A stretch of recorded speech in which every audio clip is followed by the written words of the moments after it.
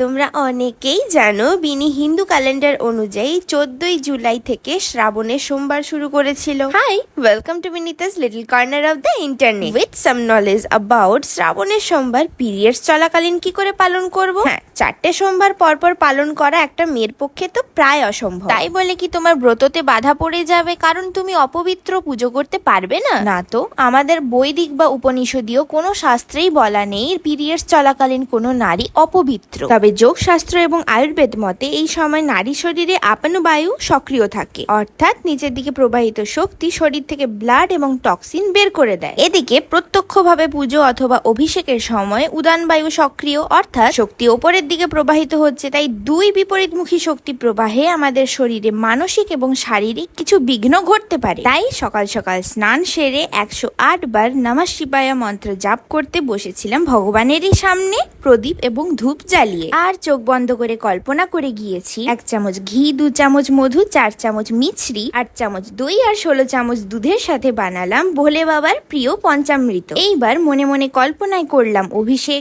আতপ চাল, গঙ্গা জল, বেলপাতা অর্পণ করলাম। হ্যাঁ, ভিজুয়ালাইজেশন এবং ইন্টুইশন পাওয়ার এই সময় অনেক স্ট্রং থাকে। আর ওই যে প্রদীপ এবং ধূপদানি ইউজ করলাম ওটা আর পুজোর কাজে লাগাতে পারবো না, এই বাজে জিনিসটা আমি প্রমোট করতে পারবো না। কারণ শরীর যাতে বিশ্রাম পায় আর মনের উপর যাতে কাজ করা যায় তার জন্য দেওয়া ছুটি এই পেট্রিয়ার্কাল সোসাইটি সেটাকে অপবিত্রতার শাস্তিতে পরিণত করেছে। আচ্ছা, পুজো তো ডান, এবার ব্রত চলাকালীন যেমন খাওয়া দাওয়া করার কথা, যেমন ফলাহার তেমনই চলবে। তবে আমার জানা ছিল না কালকে পাকামি করে ওষুধ না খাওয়ার ফল এখন পাবো। বেসিক্যালি কাল রাত থেকেই গলা ব্যথা করছিল আর আজ দুপুরের পর থেকে গায়ে জ্বর। আপাতত জ্বরের ওষুধ ছাড়া আর কোনো মেডিসিন নেই, তাই গলার জন্য একটা কাঢ়া বানাবো। তার জন্য নেব 2 কাপ জল, আদা, 4-5টা তুলসী পাতা, গোলমরিচ, হলুদ, দারচিনি, লবঙ্গ, এলাচ সবটা ফুটে ফুটে 2 কাপ 1 কাপ হয়ে এলে দেন ছেঁকে নেব। মাঝে খেয়েছিলাম সাবুদানা মাখা, ওদিকে ছেঁকে নেওয়া জলে মধু মিশিয়ে খেয়ে জানি জিমে যাব,